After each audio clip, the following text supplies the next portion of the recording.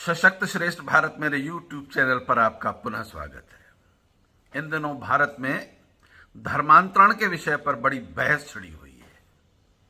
उत्तर प्रदेश का एक मौलाना छागुर हिंदुओं बच्चियों को बहलाने फुसलाने के लिए विदेशी फंडिंग से भारत के सनातनी बेटे बेटियों को प्यार के जाल में फंसाने के लिए कई मुस्लिम युवाओं को फंड उपलब्ध कराता है।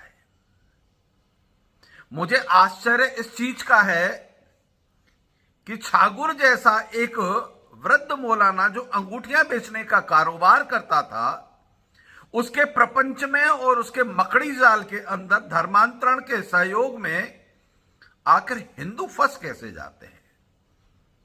उसका एक मुख्य कारण यह है कि हम सनातनी हिंदू केवल धन को एकत्रित करने में व्यस्त हैं। हमने अपने बेटे बेटियों को गायत्री मंत्र तक नहीं सिखाया। भगवत गीता का ज्ञान छोड़ दीजिए, रामायण उपनिषदों का ज्ञान छोड़ दीजिए। धन बहुत इकट्ठा किया है, गाड़ियां बहुत इकट्ठी की हैं, बंगले बहुत इकट्ठे किए हैं, जो कुछ समय के बाद उन्हीं के होने वाले हैं जिनकी नजरों में आज आपकी इज्जत आपकी बेटियां हैं। और विडंबना तब बढ़ जाती है जब हम अपनी गलतियों को सुधारने की कोशिश तक नहीं करते। धीरेन्द्र शास्त्री जैसा एक युवा आध्यात्मिक संत पूरे भारत के अंदर जन जागरण चला रहा है कि जाति पाति को खत्म करके केवल हिंदुत्व की बात करो, तुम्हारी जाति अपने घर तक सीमित होनी चाहिए। महाराष्ट्र के राजनेता मराठी और गुजराती की राजनीति कर रहे हैं। ये इस देश की विडंबना है।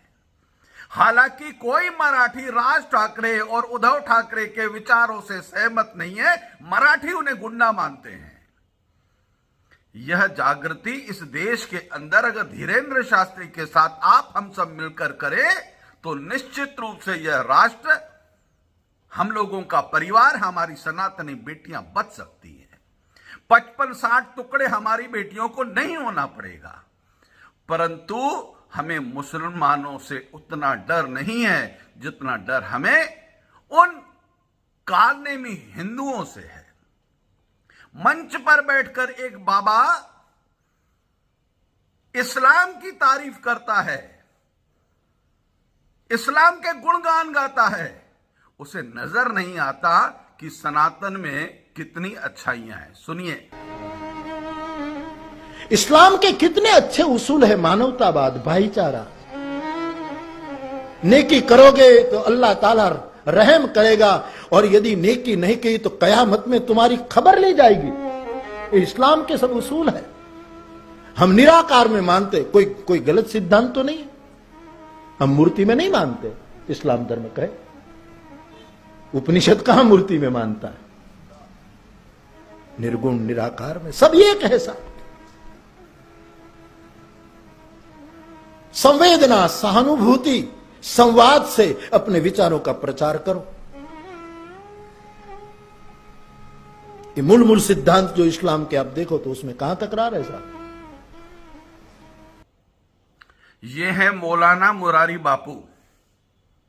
ये इस कृत्य में आज से लिप्त नहीं है।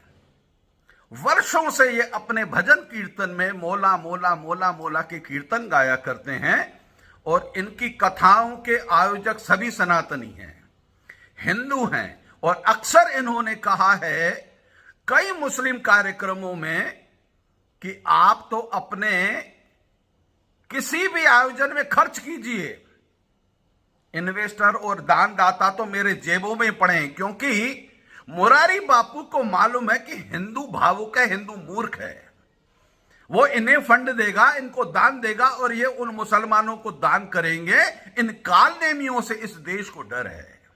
मुझे मुरारी बापू से कोई आपत्ति नहीं है, परंतु इस विचार पर आपत्ति है कि वो हिंदुओं के दान के पैसे से व्यास मंच पर बैठकर, आपको क्या भगवान बुद्ध की कथाएं कम पड़ गई, रामकृष्ण के उदाहरण कम पड़ गए, वेद शास्त्र पुराण वो कम पड़ गए कि आपको इस्लाम की तारीफ सनातन के मंच से करनी पड़ रही है।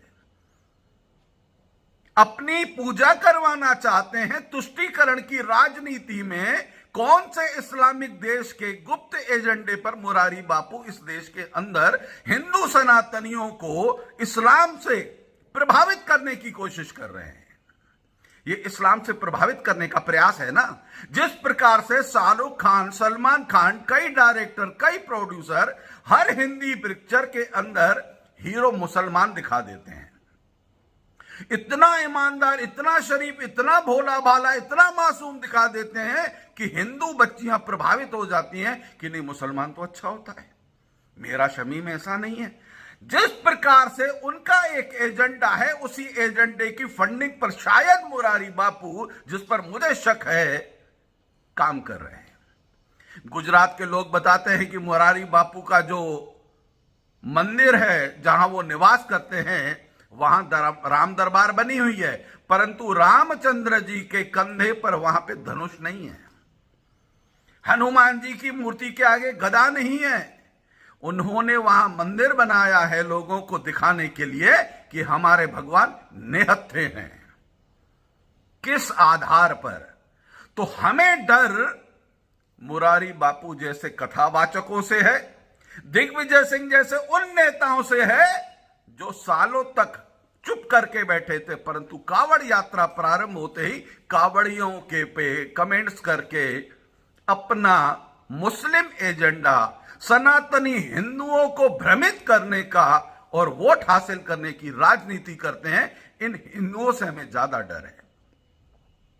मेरा आग्रह इस देश के सनातनियों से, ऐसे बाबाओं से बचे, ऐसे पाखंडियों से बचे जो हिंदू धर्म को और हिंदुओं को अन्य धर्मों से प्रभावित करने, उनकी तरफ आकर्षित करने का प्रयास कर रहे हैं। अपनी बच्चियों को, अपने बेटे बेटियों को अपने धर्म का ज्ञान दे, शास्त्रों का ज्ञान दे। धन एकत्रित कीजिए ना, कमाइए ना, कोई दिक्कत नहीं है, परंतु धन के साथ आपके घर की इज्जत तो कहीं और नहीं भटक रही है। इस पर ध्यान रखना भी हम लोगों का कर्तव्य है। और अगर हम अपना कर्तव्य पूर्ण नहीं करेंगे, यह सोचेंगे कि मुरारी के गुंडे फिर धमकियां देंगे। पहले भी एक बार मैंने मुरारी बापू के उस वीडियो पर कमेंट्स किया था जिसमें उन्होंने उनको नमाज पढ़ने की अनुमति दी थी। तब भी मुरारी बापू के कई तत्वों ने, तब भी मैंने कहा था, मुझे व्यक्तिगत तौर पर मुरारी बापू से कोई दिक्कत नहीं है, परंतु उनके इन विचारों से दिक्कत है कि जिसमें वो कहते हैं दुनिया की ऐसी की तैसी, जो दुनिया तुम्हें पालती है, उस दुनिया की ऐसी तैसी कहने की हिम्मत जुटाएंगे तो इस दुनिया में अनिल मूलचंदानी जैसे न जाने अनगिनत कितने हैं जो मुरारी बापू को भी यही कहेंगे कि व्यास मंच पर बैठिए, परंतु सनातन धर्म के चंदे से किए गई आपकी कथा के आयोजन में केवल सनातन धर्म की बात होगी, अन्य धर्म की चर्चा करने पर आपका विरोध होगा। हालांकि उस वीडियो के बाद मुरारी बापू कुछ लिमिट में आए हैं। उनके आयोजन अब भारत में 80 से 90% घट गए हैं, परंतु बागेश्वर धीरेन्द्र शास्त्री जी के जो आयोजनों की वृद्धि हुई है, यह सनातनी हिंदुओं की शक्ति का परिचय है। जागृत रहिए, अन्यों को जागृत कीजिए और उससे पहले अपने बेटे बेटियों को शास्त्रों का ज्ञान, गायत्री मंत्र का ज्ञान और गीता, रामायण, भागवत, उपनिषदों से भी अवगत कराइए। जय हिंद, जय भारत।